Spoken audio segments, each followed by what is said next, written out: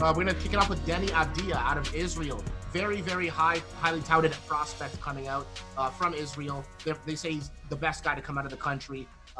So break it down for us, Lala. What do you see here for Deni Avdija entering the league?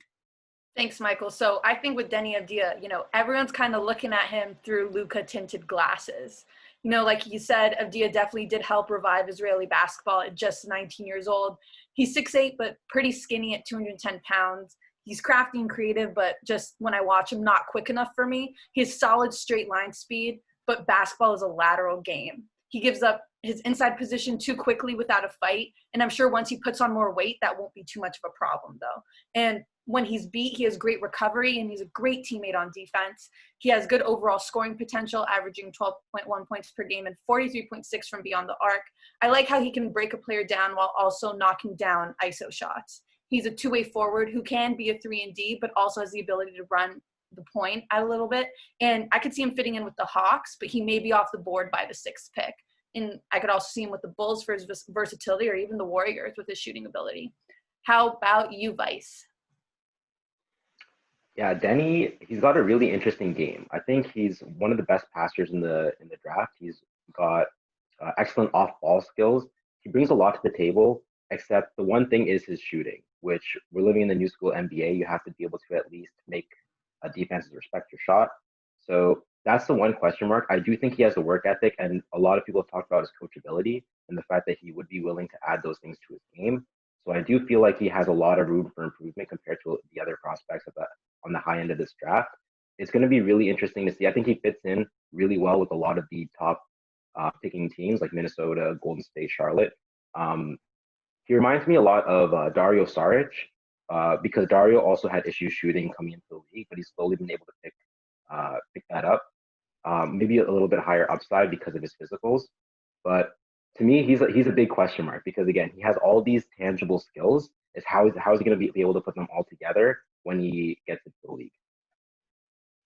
How about you, Gary? Is Deni Avdija a question mark for you? He's definitely a big question mark for me. However, I do it's hard to say because a lot of people do say that you need shooting in this league. However, we've seen a lot of players who were terrible at shooting right from the start be able to make it through their NBA careers.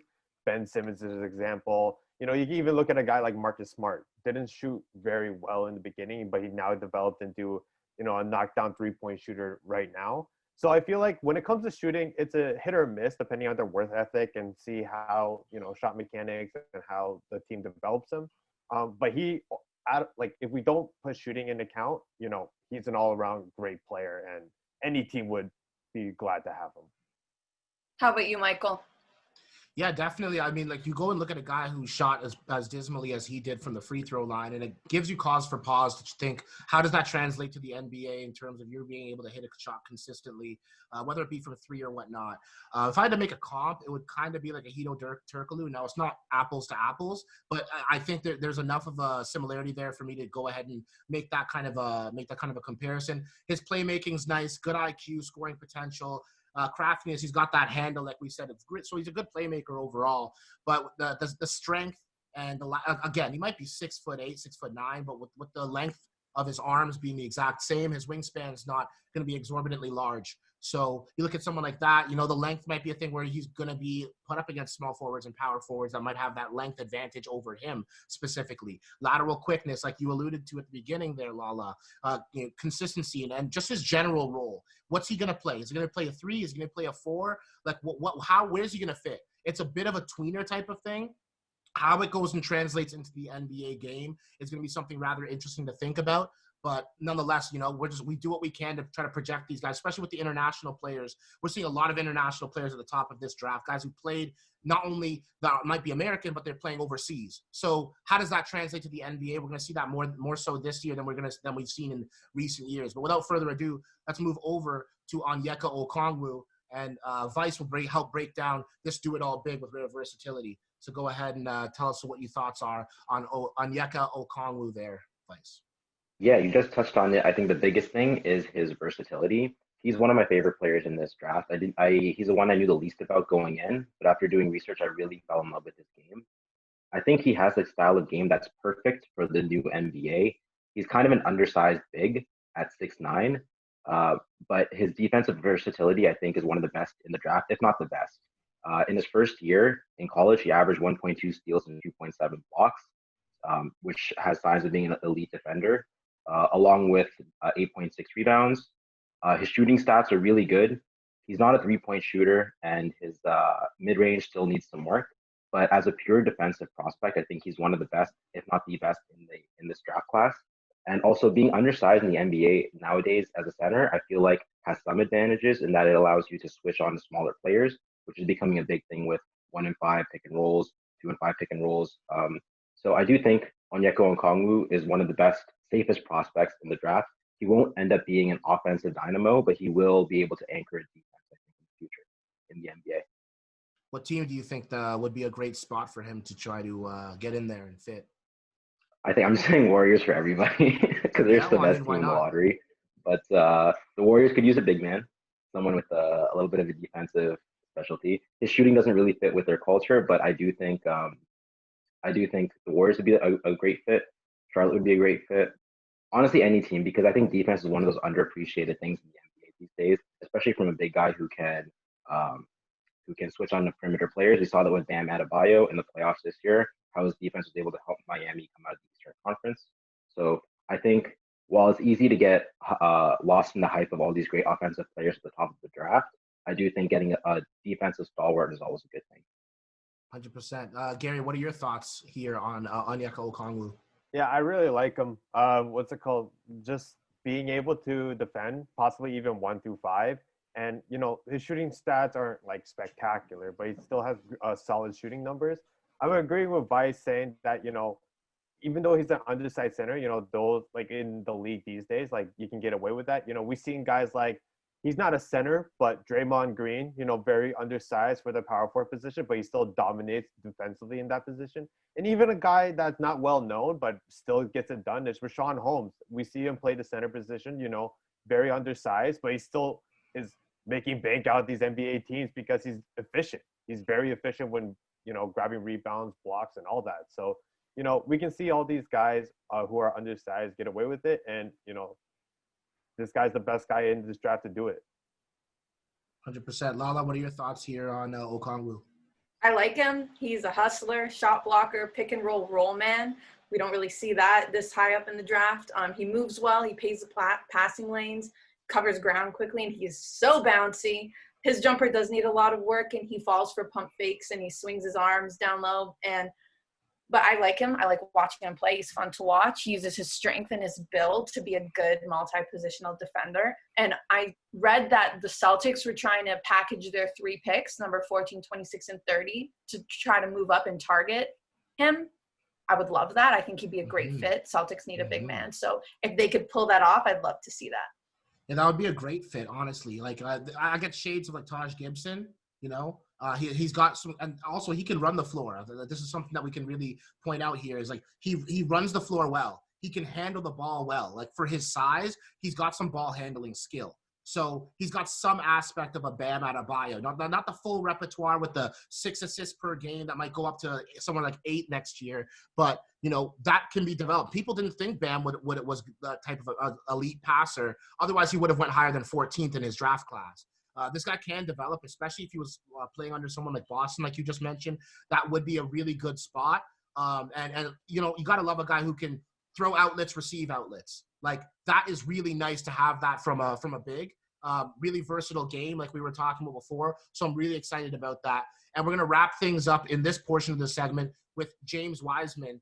Go ahead and break that down for us, Gary. This guy's got a great two-way potential. Go ahead and tell us why. I was going to say, we have another spicy one with this one. So James Wiseman, I think in my opinion, I called him the Michael Porter Jr. of the draft because he's the biggest what-if of the draft. He played for the University of Memphis. He only played 3 games, but in those 3 games, he averaged 19 points, 10 rebounds, 3 blocks per game, and he was very efficient on the floor. Some positives about him is he's an active rebounder. He always is there getting those rebounds. Like I said, 10 rebounds per game, so he's always there.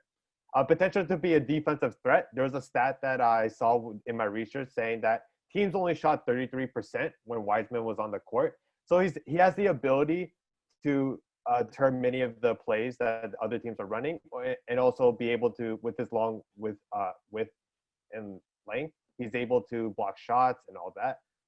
He has nimble feet, agility, solid leaping ability, and long strides. So he's able to run up and down the court, be able to get those chase down blocks, and be able to switch on to defenders 1 through 5. He's a great post-up scorer, has a soft touch at the rim, and he has a little bit of a turnaround jumper and a decent jump hook. Now, that being said, there's a lot of things that he has issues with. So he hasn't played in a while. So a lot of NBA players have said in the past that, you know, when they have a long breaks or they're just training, they're not used to the stamina of the NBA season. So my worry for him is he might not be able to get, you know, those 30-minute runs in, 40-minute runs in where he's constantly running and he has to play those minutes. So that's one worry for him. And also for him, he is not a great passer. So we see people like Steven Adams and Clint Capella where after they do that pick and roll, they're able to pass it right up to the other player for an open three. However, Wiseman hasn't really shown that ability. So there's a little bit of an issue with him with that. He's not a great shot maker and not a great playmaker, like I said. So him having the ball could be a black hole. He might just go to the shot for himself, or he might only make baskets off rebounds. Having said that, though, he has a very great upside. I put an NBA comparison for him as a Hassan Whiteside, DeAndre Jordan player.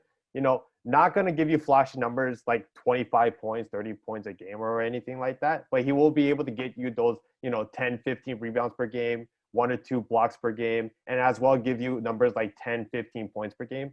He could potentially be a Joel Embiid. You know, he has a little bit of handle there, not really, but if he develops that, you know, be able to create his own shot, Joel Embiid's a good comparison for him. And I think great teams for him were the Warriors if they draft him. You know, like Vice said, the Warriors need a big man, so I feel like he would be the great big man for them to get rebounds for all those shots they take. And even a team like the Hornets, even Detroit, or even Washington, where, you know, they have guards and they just need a big man to really, you know, fill that whole role out. So, but enough from me. Lala, what do you think about James Wiseman? He is 100% my favorite player in this draft. I love it. He's an athletic rim protector. He's great at assessing what's in front of him. We love a rebounder. Like you said, he's not a great shot maker. And when he lacks in his power moves, he like kind of defaults to some fadeaways. I do see the Hassan Whiteside. I see some Dwight Howard. I also see like if he works really hard, he could maybe be the next AD. Maybe that's kind of me reaching, but that's just what I see. And I love this kid. I definitely do agree with you. Warriors, best fit if they don't trade away their pick. Okay, good. Vice, what do you think? Yeah, I agree with everything you guys have said so far about him. The one thing I will say is he is probably the biggest project in this draft, where if you're a team that's willing to spend a couple of years to develop him, you could end up with the best player in the draft. Right now, from day one, he won't be because he's a straight line driver. He's an excellent rim runner, excellent rebounder, really good potential for a shot blocker, but he's young and he's skinny for his height. Like to be that tall and that long and to be that skinny, he's going to have to add a couple pounds to his frame, I think, to really, like you said, Gary, really handle 30 minutes in the NBA. So I do think he is for sure the highest upside player in this draft, just from physicals and tangible skills alone. But it's going to be a bit of a project. I like what you said with Golden State because they can afford to spend some years developing him and still compete. And literally any of the other teams in the lottery could afford to use him because they're not going to be competing for a while. So they can afford to like give them some years to develop. But definitely the highest upside prospect in the draft, I think.